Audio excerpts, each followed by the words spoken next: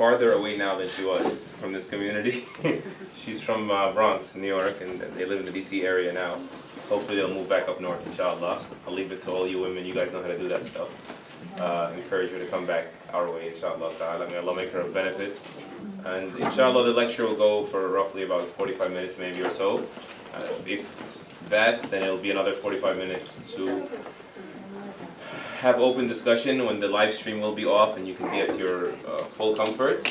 And also after Salat al-Maghrib, there's a fiqh fasting downstairs, but please feel free to come back upstairs and continue consulting, bonding, getting to know our sister Nour. Don't feel like you're going to offend me or anybody else by doing that. Take advantage of her, she's the guest. I'm here a lot.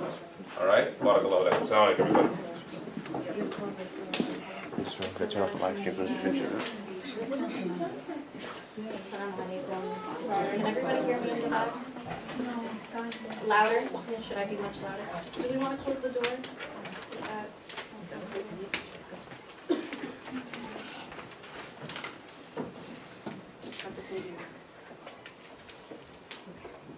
Get started. I'm sorry that we're starting a little bit late. And thank you all so much for coming.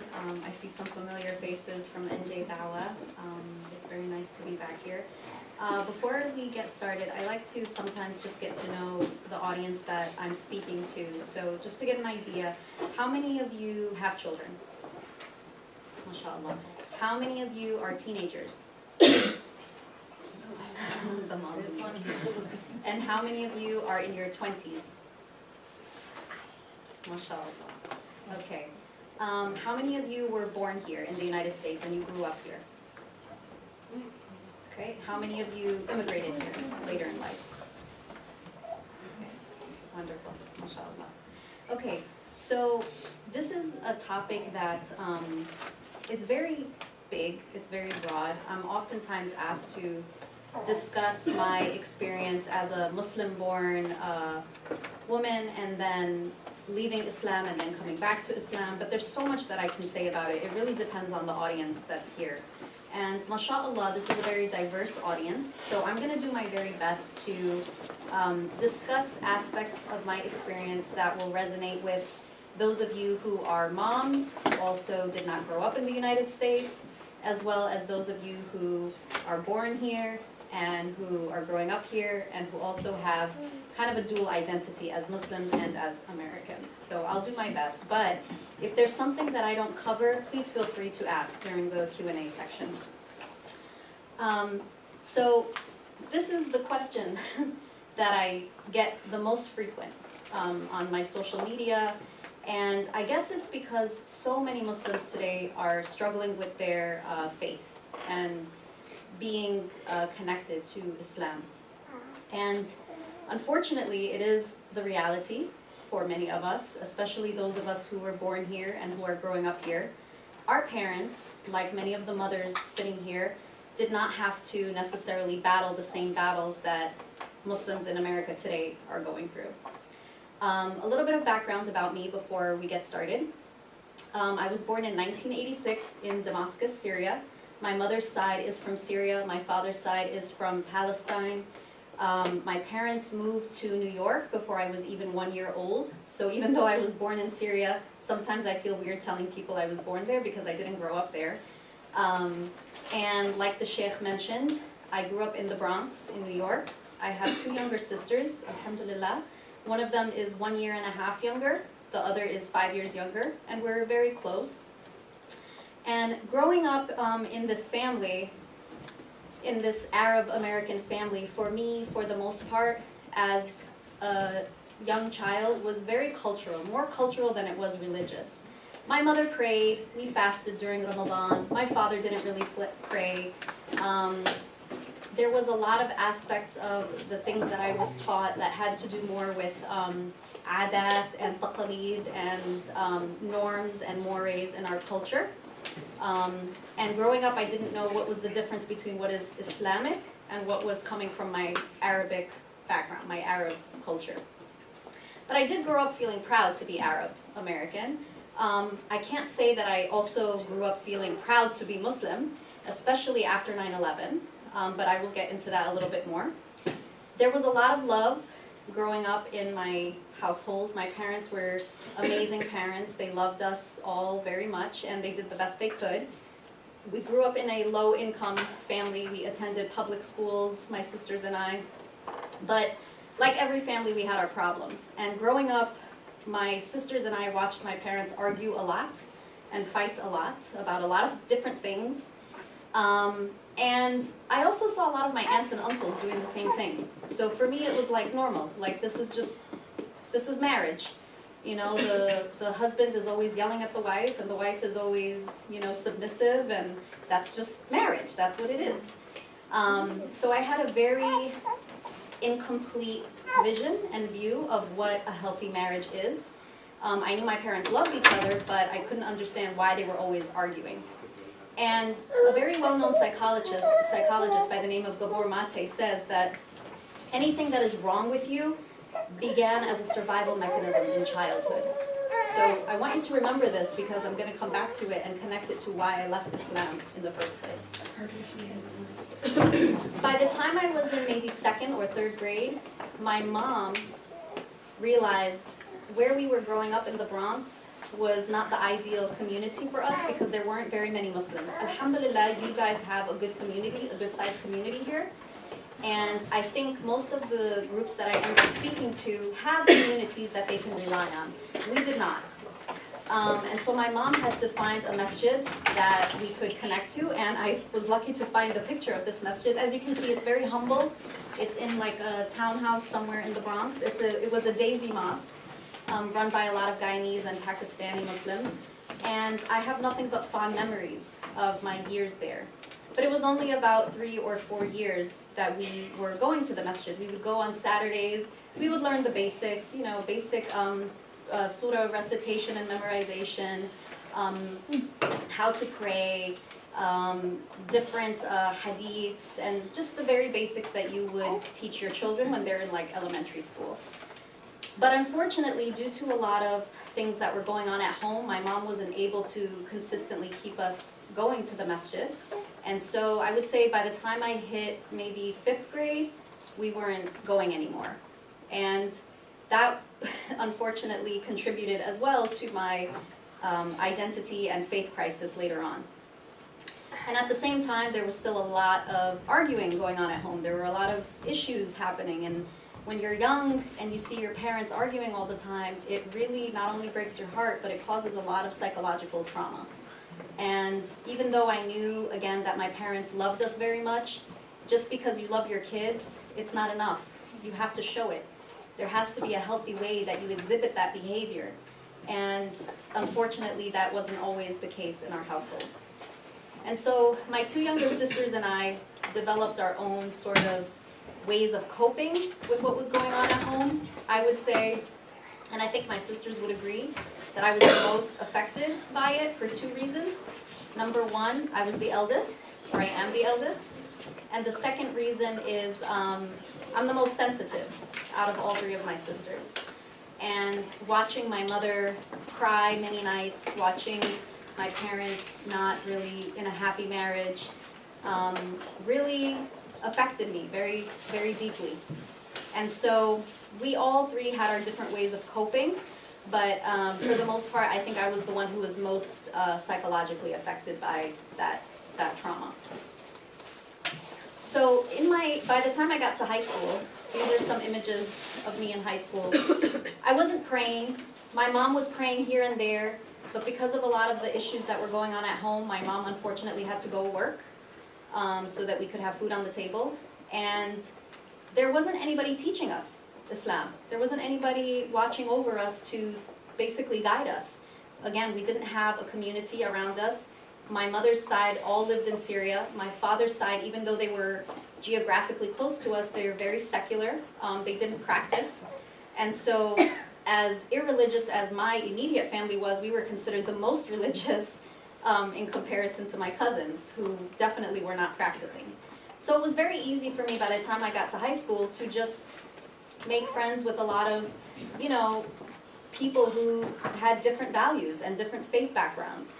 And I don't want to say that that's necessarily a bad thing. because good people come from all walks of life. But when you're in your teenage years and you're going through a lot of psychological change and physical change, it can be very dangerous not to know what your moral compass is. And that was something that definitely affected me. By the time I was a senior in high school, I had already started questioning the existence of God. I didn't have the academic understanding yet, but internally I was suffering, I was struggling. And I was doing things like not fasting during Ramadan, even though I grew up fasting. Like I said, I didn't pray. I was hanging out with the wrong people. And just generally questioning, what is this all for? Why are we alive? What is the point of life? And so there was a moment when I was 18 years old, I'll never forget it. It was after I got accepted to college, and I was going away to a college 2 hours away from my home, so I was dorming, which is already very taboo, right? I stopped and I said, I need to pray today. I felt very, very depressed one day.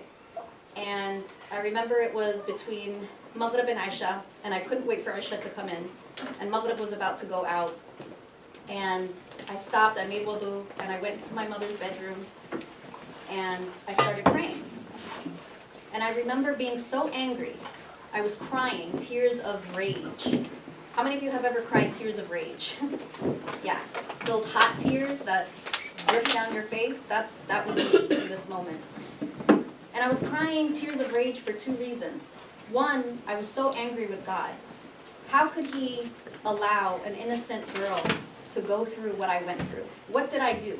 To be asked to be born? Did I ask to be born into this family? Did I ask for these traumatizing things to happen to me? What did I do to deserve this? What kind of God, astaghfirullah, would allow that? And the second reason I was so upset is because I didn't feel connected during the Salah. I didn't feel anything. And I always thought, you have to feel something when you're praying. You at least have to feel that God is listening or that he exists. And I didn't feel that. And so I didn't even finish the prayer. I didn't do the salam at the end. I just got up, took off the hijab, and threw it, and didn't put on a hijab for another 10 years after that. And then I went to college, 2 hours away from my family. And the college was in Connecticut. I was the only Muslim on campus, the only Arab on campus. There wasn't an MSA, like now there are MSAs everywhere. There was no such thing at this school. Now they have it, but they didn't back then. This was in 2004. And this quote from Umar ibn al-Khattab radiyallahu anhu really captures what I was going through at this moment. It says, "He who does not live in the way of his beliefs starts to believe in the way he lives." And so I had no beliefs, I had no guidance. So whoever was around me, whatever they were doing, that became my belief system. I was very vulnerable and very easily susceptible to their way of life. My freshman year of college, I came back to this question: does God exist? What is the purpose of life? Why are we here? Why do bad things happen to good people? Why did bad things have to happen to me? And I started taking a lot of courses in philosophy, post-colonial literature, critical race theory, gender studies, religion, and finally I thought there's an answer in these books, in these dead scholars who wrote about these things. There's answers here. And the answer kept coming back to, there is no God. There is no meaning to life. All of this is accidental. That was the message I kept getting in all of the courses that I was taking in college. And you have to remember, at the same time that I'm learning this in college, there's nothing on the other side to teach me about Islam. I had nothing to argue back with. And so I started down the road of what's known as existentialism. It's a type of philosophy. And existentialism basically says, man is nothing but what he makes of himself. And that is the point. That life is meaningless. You're born, you live, you suffer, you die. And life only has meaning because you give it meaning. And then I read a lot of Nietzsche. How many of you know of Nietzsche? Friedrich Nietzsche? Yeah. I remember it was 2005. I was studying for my midterm exams. I was on the second floor of my university library. It was about 2 o'clock in the morning. And I'm in one of the cubicles, and I'm reading Nietzsche, writing a paper for one of my courses. And subhanAllah, that night I had a visceral reaction, a physical reaction. And it was the first time, even though I was going through my doubts, it was the first time that I said out loud to myself, God doesn't exist. That was the moment at which I realized I had left Islam. And to describe the phase and the sort of process that I went through, I want to show you this slide about the 7 stages of grief. When I was in high school, I went through that initial shock of, wait, is it even possible that God doesn't exist? Is that a possibility? And then you go through denial, astaghfirullah, no way, like that's blasphemy. It goes against everything you've ever been taught. And then you're angry because you realize, wait a minute, have I been lied to? Have my parents been lying to me? Has history been lying to me? Has the world been lying to me about God's existence? And then you start bargaining. You look for a way out. Well, maybe God does exist, but maybe Islam is not the right religion. Maybe organized religion is not the right religion. Maybe I'm agnostic. I believe in a higher power, but you know, my relationship with God is between me and Him. And then you go through depression, because now you're totally confused. You don't know what to believe anymore. You don't want to believe that your parents have been lying to you or that you've been duped by society. And at the same time, and this was certainly the case for me, but what about all of the sins that I have committed? If I believe God exists, I will be held accountable for these sins. But if I believe He doesn't exist, I'm off the hook. So then comes testing and acceptance, a relief. So if I don't believe God exists, I get a free pass. I can start over. I don't have to feel bad about my life. I don't have to feel bad about myself. Do you see where I'm going with this? And then finally I decided, okay, I'm a humanist. I believe that religion is a hoax. I believe that good people can be good people, and you don't need God or religion to guide you. Simple principles, do unto others as you wish to have done unto you. You know, the golden rules. And relying on science and reason. That's all you need. You don't need anything else other than that. This meme is funny to me because how many of you are in college? Okay, you ladies tell me if this is true. For you or people you know who are in college. You study something in your classes, you come back home, you try to tell your parents about it, and you feel like now you're a know-it-all, and like you know something that they don't know. Do you know what I'm talking about? That was me. Every holiday, every summer, would come back and like very arrogantly try to school my parents on the modern world, on progressivism. Like, you guys need to catch up. You're so old school. You come from Palestine and Syria where people believe in superstitious things like black magic and God, and it's all myth. It's like Greek mythology. What is wrong with you? Catch up. That was my attitude. And this is the attitude of a lot of college students today. And it's understandable why. Because we are taught to think and behave this way in college. Right? We're empowered by these books that they give us. They gave us science and reason, hard facts. And then you come home and you try to tell your mother who's wearing hijab, or your father who has an accent and doesn't speak English very well and drives a taxi cab, you try to teach them, catch them up, these poor immigrants. But little did I know they know way more than me, even if they can't articulate it. So after college, during my 20s, I spent 10 years lost, wandering, trying to find myself. I was hanging out with the wrong people. I was doing whatever I wanted, whenever I wanted to do it. If you can imagine, once you decide God doesn't exist, you don't have guidance, right? So how do you know what's right and what's wrong? What tells you what's right and what's wrong? Nothing. Your friends, how they live their life. You're no longer accountable to a higher power. So you're doing whatever you want, whenever you want to do it. And so, like I said, I was hanging out with a lot of the wrong people. And when I say wrong people, I mean people with good hearts, but with a very different lifestyle and very different values from me, and the values that my parents wanted for me. And I didn't hide the fact from my parents that I didn't believe in God, and you can't even begin to imagine how they reacted to that. My mother, bless her, tried very hard to, over the 10 years, get me to changed my mind. She made a lot of dua for me, and I still believe to this day, if it wasn't for her prayers for me, I would have never came back. My father kind of just felt like I was a lost cause. My sisters felt I was a lost cause. Alhamdulillah, they did not go through the same experience that I went through. But I was trying to grapple with a lot of the trauma that I went through as a kid, and I couldn't understand it. I couldn't understand why these bad things had to happen. And I felt, well, if these things had to happen, then there's no way there's a God. A God would not let this happen to a little girl.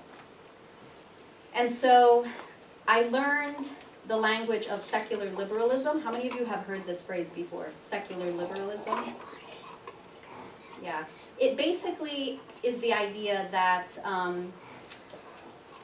religion is not the truth, and it's the society that we live in, the separation of religion and state, right? We say church and state, where you can practice your religion in the privacy of your home, but it has nothing to do with the public sphere. And instead of having Islam be my guidance, I adopted their theories, like critical race theory, feminism, liberalism, a lot of their Western philosophical schools of thought. And so when you do that, when you replace the deen with these academic things that you learn in college, you basically have changed not only your values, but how you go about solving injustice in society. So for example, mathalan, when it comes to women's rights, Islam tells us what women's rights are, and it tells us how to go about attaining those rights through the Sharia, right? Secular liberalism doesn't have the Sharia or the Quran or the Hadith to tell us that. It has something called feminism that tells us how women should get their rights. Now, I'm not going to get into detail about how and why Islam and feminism are not compatible, but I will just argue that they are not compatible.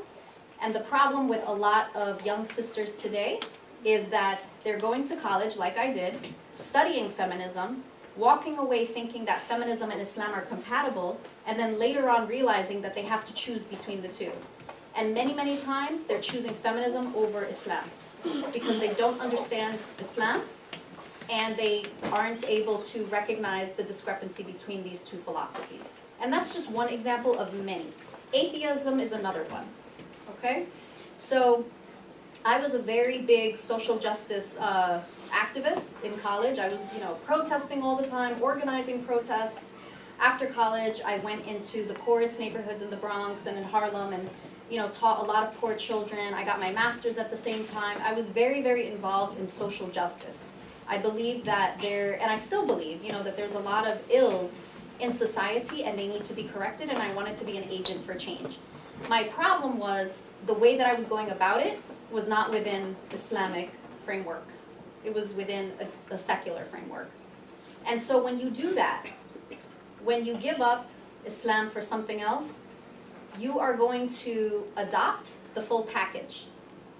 That means you have to take not just one of their beliefs, one of secular liberalism's belief, you're going to take the whole thing. You're buying a package. And so that package meant that I had to believe in feminism, gay rights, same-sex marriage, that basically there's no ultimate truth, like there can only be one truth. No, you have your truth, I have my truth, she has her truth. Everybody has a truth and it's all valid, right? Everybody's truth is valid. Everybody should feel valued. And you should never say anything that's going to offend somebody else's truth. I want you to remember that, because that point, that premise, which I had to adopt when I became an atheist, that is where I began to my atheism began to crumble, because I realized later on, it doesn't make any sense. How can there not be an absolute truth? If everybody has their own truth, how can we make sense of anything? Right? Don't these truths contradict each other? What if you believe one thing, I believe another, but you're saying both of them are valid? How can that be? And then another thing that happened during my 20s that brought me, alhamdulillah, back to Islam is I got married when I was 25. The marriage didn't last more than 2.5, 3 years. And that's because the very foundation of that relationship was broken to begin with.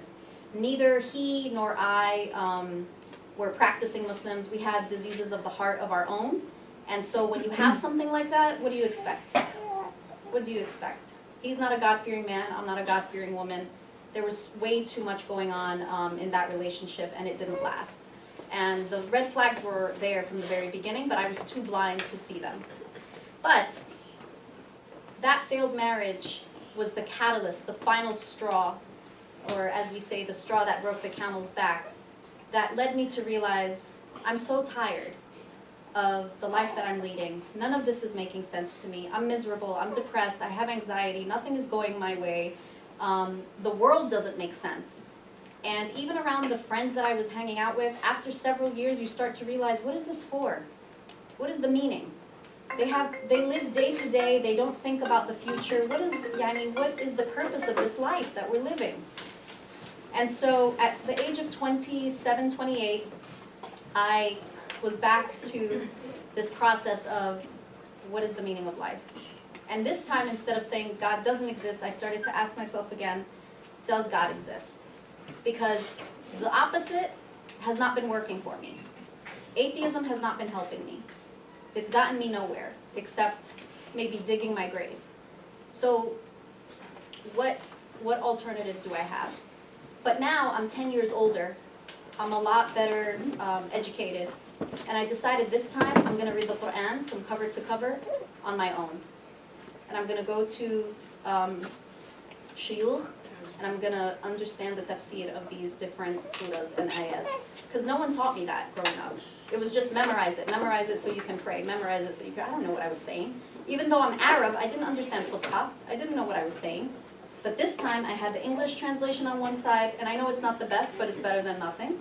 I had the English translation on one side, the Arabic on the other, and I spent about a month reading it carefully, writing down questions and asking questions about it.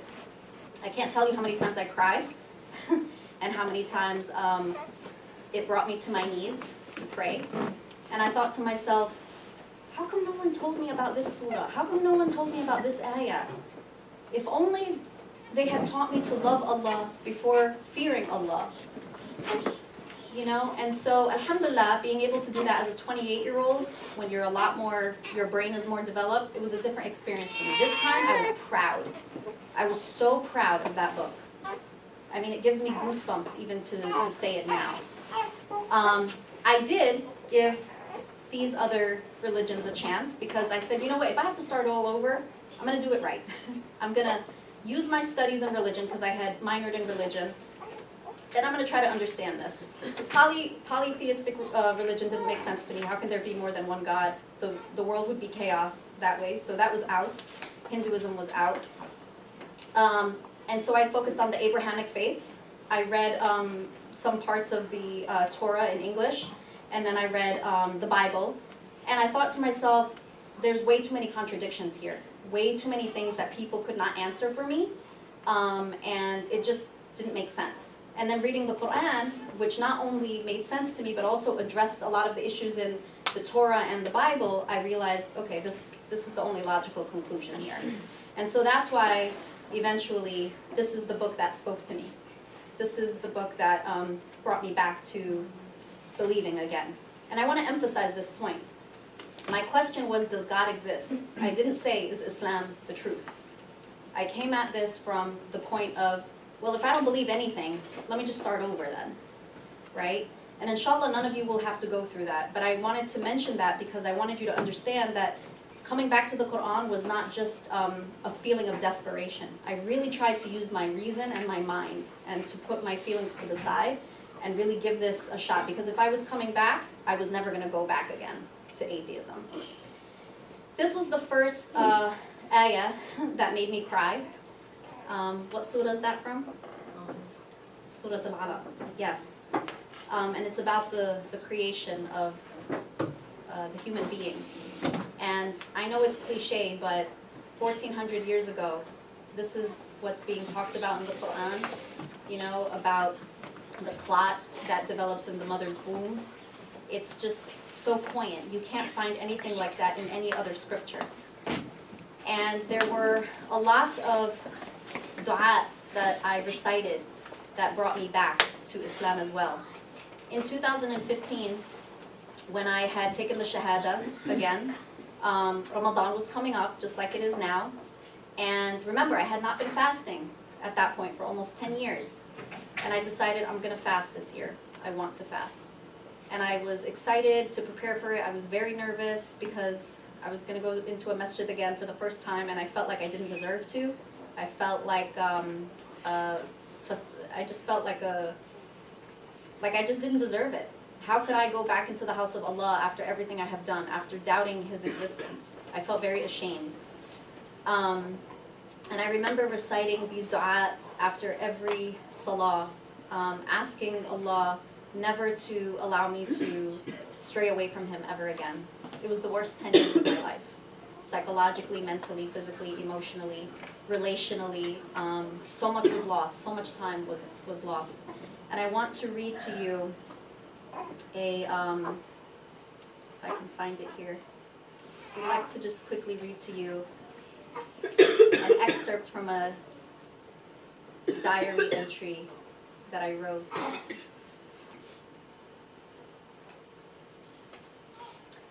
At the age of 28, I reverted to Islam. So much time was lost, so much to make up for. Getting going wasn't easy, it still isn't easy, and each day is a reminder of how incredibly important the passing minutes of my life are. When I finally came to and stood for Salah for the first time in a decade, I realized I had completely forgotten the ritual of Salah. I had to relearn like a child learning to read or walk for the first time. I had only memorized the shortest surahs, Al-Fatiha, Al-Nas, Al-Ikhlas, Al-Falaq, Al-Fil. I was ashamed. Critical of the previous decade that I had allowed to pass by ephemerally. My first Ramadan as a revert was in 2015. I read the Quran in its entirety for the first time, and I actually comprehended its meaning and context. I memorized surahs Al-Qadr, Al-Qari'ah, Al-Takatur, Al-Zalzala, Al-Sharh, Al-Duha, Al-Teen, Al-Humaza, and Al-Adiyat in order to increase khushu during Salah. That was 1 month before Ramadan started. I prayed Taraweeh at the 96th Street Masjid, which is in Manhattan, each night, and I fasted for the first time on my own accord. Since 2015, my life has changed drastically. Alhamdulillah for the peace Islam has brought me, if only it had happened sooner.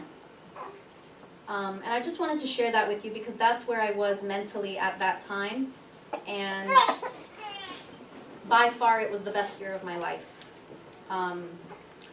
The people that I had been hanging out with, I didn't cut them off like I said to them, oh, I can't be your friend anymore, we're not going to hang out. They just kind of fizzed away because my time was being spent in the masjid, my time was being spent seeking out teachers, and I was busy. I was busy trying to learn Islam for myself.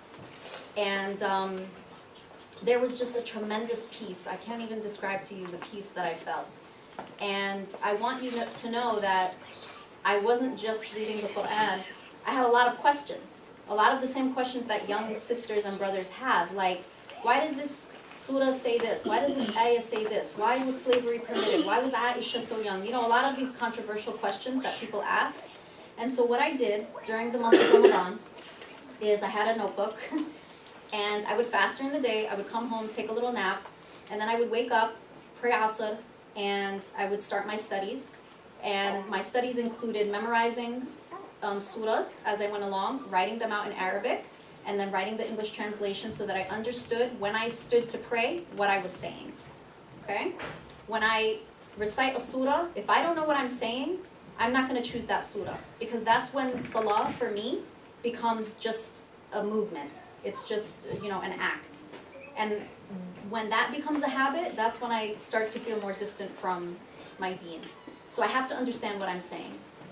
So for those of you for whom Arabic is not your mother tongue, Arabic is supposed to be my mother tongue. I don't know Arabic like that. I'm still learning it, so don't let that be an excuse for you, okay? And then after I would do that, I would start writing out different du'as, like the ones you see on the screen here, and I would try to memorize those as well. In the beginning, it was hard because I would have to have my phone out after Salah, and this is allowed, by the way. You can have your phone, you know, there after your prayer. And you can recite the surah, the dua in English, in Arabic, in Urdu, whatever language, you know, is your mother tongue. But understand what you're saying so you can feel it. And then after that, I would watch a couple of videos online that I had already bookmarked. And I spent a lot of time watching videos by Sheikh Hamza Yusuf, Imam Zaid Shakir, Siraj Wahaj, and a lot of these Sunni scholars who touch upon these issues. Omar Suleiman, Sheikh al-Shanawi, who, I'm not just saying it, he was really one of the most influential shuyukh to me. Watching him and his videos because of his approach and because he was discussing matters that were relevant to my generation at the time. So you guys are so blessed and lucky to have him as your sheikh. MashaAllah. And then after I would do that, we would break our fast, my mom, my dad, and myself, and then we would go to the masjid and pray tarawih. And I'm not lying when I tell you I didn't want to leave. I didn't want to leave the masjid to go back home and then go to work the next day. It was so peaceful to just be there and to be with a congregation of people, that feeling you get. You know what I'm talking about when you're praying tarawih and all the Muslims are together and we're praying together. If only Ramadan was all year long, right? So make the most of it. The other thing that I was doing, and again, this started during Ramadan, but it continued after that, is I had to change my mindset. I grew up being very strong-minded, very feminist-minded, watching my mom, you know, take charge of the household. I basically learned unconsciously that you have to be strong. You have to be outspoken, you have to be confrontational. And it's not that those are bad things necessarily, but there's a way and a time and a place for it. And up until this point, I had adopted so much poisonous thinking, I needed to humble myself again. So for example, when my mom, when I would say to my mom, you know, tell me if I'm doing something wrong, tell me if I'm out of line, just asking her to check me was a sign of humility. I'm 28 at that point, okay? So for those of you who feel like, well, I'm 16, 17, 18, I don't need my mom telling me what to do, I was 28 asking my mom to tell me what to do because I had to relearn. I had to relearn a lot of things. And I would look to my sisters and the new Muslims that I was beginning to meet and ask them for their advice. I was doing less talking in those 3 years that followed and more listening. And for me, someone who's very chatty, that was very new and difficult. But that's what it meant to humble myself. I don't know everything. There's a lot I don't know. And there's a lot of people out there who can help me. So I'm going to shut my mouth and I'm going to listen. I don't have to agree with everything. But if I listen, I might learn something. The other thing that I had to do was unlearn a lot of the things that I learned in college and during my 20s.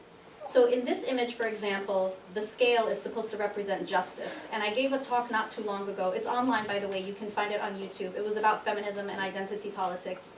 And I was trying to explain to brothers and sisters that the way that formal education is set up, it is set up and designed to get you to ultimately doubt religion anyway, okay? And I won't go into specifically how. You can watch that video on YouTube for yourself. But the problem is, when we're talking about justice and fairness and doing the right thing, we're using the wrong framework. Instead of looking to Islam, we're looking to all of these other things in society today to help us get that justice. And that's the wrong approach. That's the wrong attitude. That's the wrong paradigm. So when you're in college and you're going through, actually even before college, now it starts in preschool. A little bit of background. By trade, I'm an English teacher. I taught middle and high school. I was also an assistant principal, and I have a Montessori background. I was an assistant principal at a preschool. And so I'm very involved in the field of education, both public and private. And the trajectory, the direction that curriculum is going towards is more and more affirming of things that Christians, Jews, and Muslims do not believe. Practicing Christians, Jews, and Muslims do not believe. So for instance, a lot of LGBTQ affirming material is now available at the preschool level. And so even though this may not have been the case for us growing up, it's available now. But for us growing up, what was normal? What were some of the things that were normal, that we were taught were normal, that Islam tells us is not? Okay, yes. Dating. Simple. Right? What else? Sure. What else? What else have you been growing up thinking is like, oh, you know, this is, what's the big deal? Like, everything's haram in Islam. Try everything once. Huh? Try everything. Try everything. YOLO. You only live once, right? There's no akhirah. Right? So every generation has its new challenges. On top of the stuff that has already been taught, every generation has a new challenge. The current generation, Generation Z, is dealing with this gender identity question. I'm going to quickly go through the next slides, but basically, for the young sisters in the room, especially those of you who are college bound, I want to caution you, when you're taking your courses, be very, very wise about what you're studying and how you're being taught what you're studying. You're going to be studying a lot of material and people whose ideas have been basically given a stamp of approval, and you're going to be taught that this is the truth. Okay? Be smart. Question it. Why is this the truth? Where does this history come from? If liberalism is the truth, what is the history? Everything has a history. Everything started somewhere. Find out where it started. Here, this was the beginning of the downfall of the Catholic Church, right? So you might study about Martin Luther. This was a man, from Germany who basically questioned the Catholic Church and their practices. He was the beginning, the catalyst of what ultimately led people to doubt the Catholic Church, okay? And even though that doesn't have to do with us specifically, this is the beginning of a lot of enlightenment and secular ideas, which do affect us today. The other thing that helped me a lot during Ramadan and afterwards is I was reading a lot of supplementary texts. Like, this is one of my favorite books. It's called The Diseases of the Heart and Their Cure by Ibn Taymiyyah. I highly recommend it. You can get it for a couple of bucks online on Amazon. And it's mind-blowing. I mean, for me it's mind-blowing because I read it for the first time when I was 29. But for shuyukh, it's a staple, it's a standard. And here are just a couple of quotes from Ibn Taymiyyah. It's better to have the right tawheed and numerous sins than to have few sins and be upon a corrupt tawheed. And I mean, that just hits my heart every time I read it, because what is more important, believing in God and acknowledging that you are not sinless and repenting, or thinking that there is no God and you're not sinning, defending your sins, making your sins okay? That's when we have a problem. And the biggest blessing you can ever have is the feeling of guilt. When you feel guilty, say Alhamdulillah. Say Alhamdulillah, because when that guilt starts to disappear, you're in trouble. And my guilt disappeared for 10 years. That's why I was in serious trouble. Guilt is a good thing. It means you have a conscience. You have a moral, consciousness there that's trying to keep you on the right path.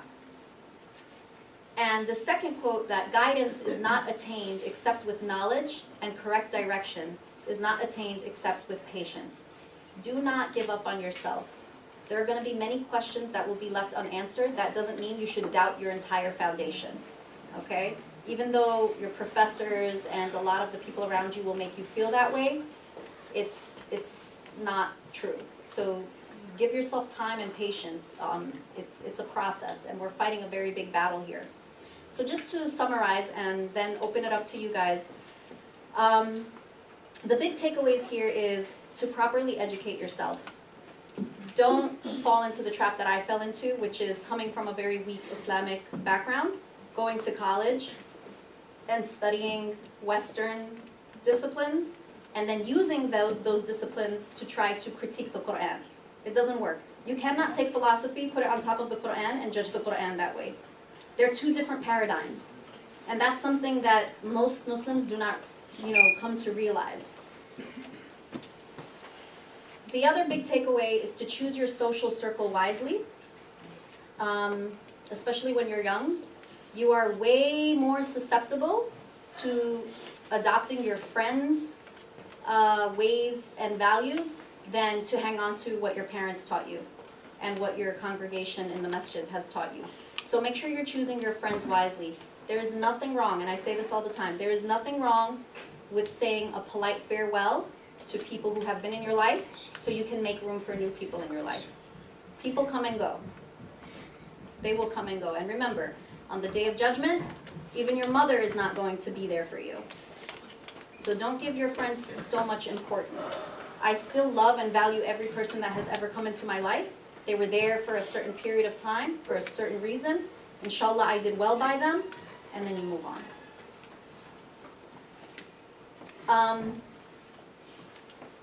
And then the other takeaway is to develop a healthy relationship with your parents and your children. And I'll say two things here.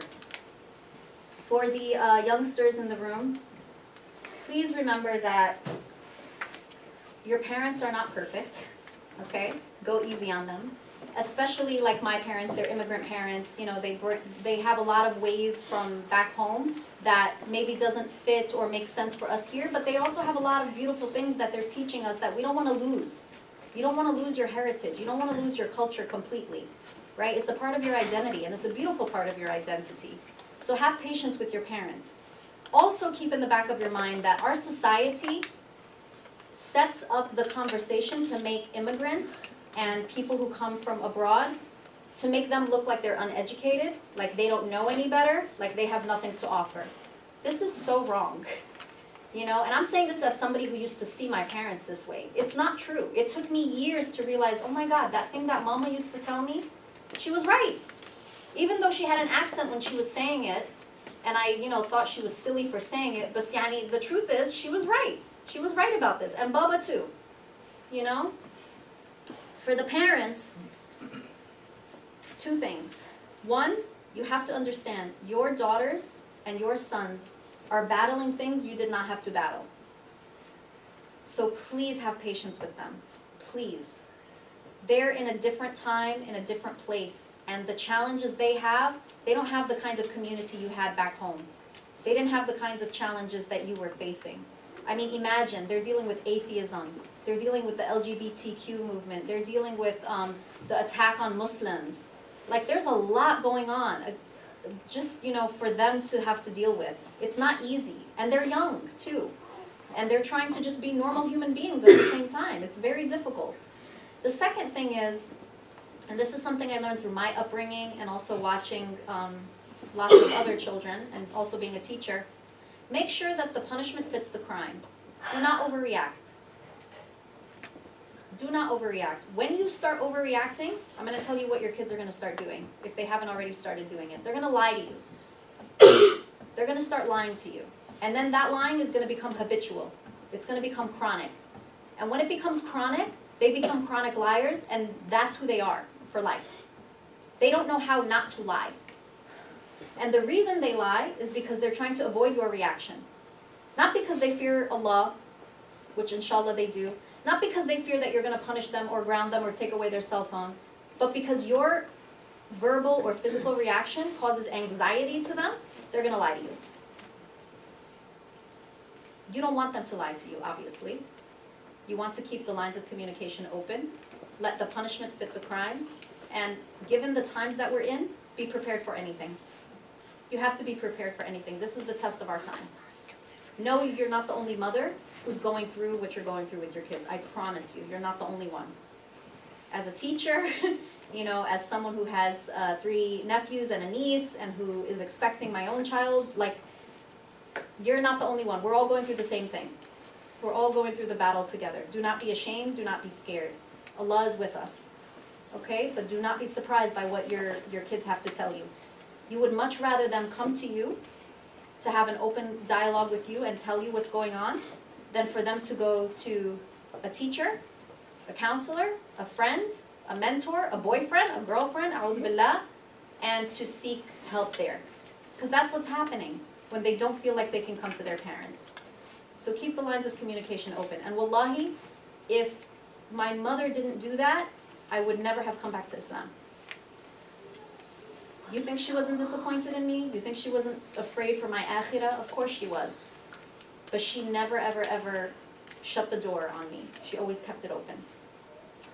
So lastly, what I wanted to share with you guys is a list of resources, because I'm always asked, well, okay, how can I implement some of these things that you're saying? I put together a list of resources. The first section is on if you're having doubts in faith, or if you're struggling with some of the things that I struggled with. There's a list of books, videos, articles there, and I break it down into topics like feminism, LGBTQ, transgenderism, secular theory.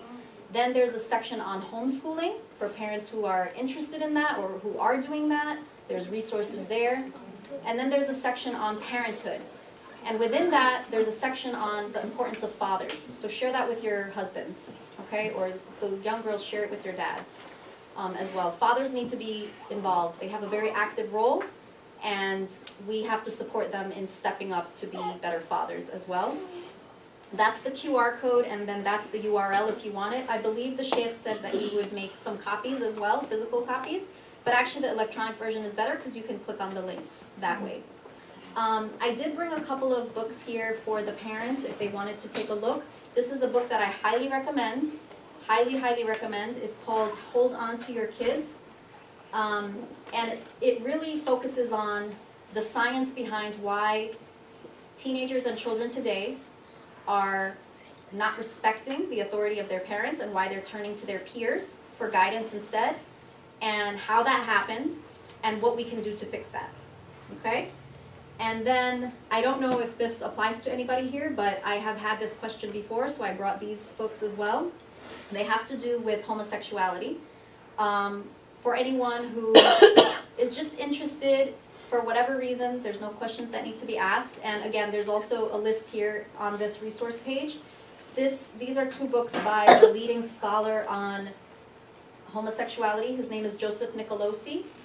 He is now dead, but his son continues his work. There's a special type of therapy that is conducted for mostly males who are struggling with same-sex attraction and who are trying to fix that. And basically, the premise here is that same-sex attraction develops due to childhood trauma. But that's all I'll say about that. So these are just a couple of things here. You're free and welcome to come up and take a look at them after the Q&A. And that's it. Jazakallahu khairan, and thank you for your time.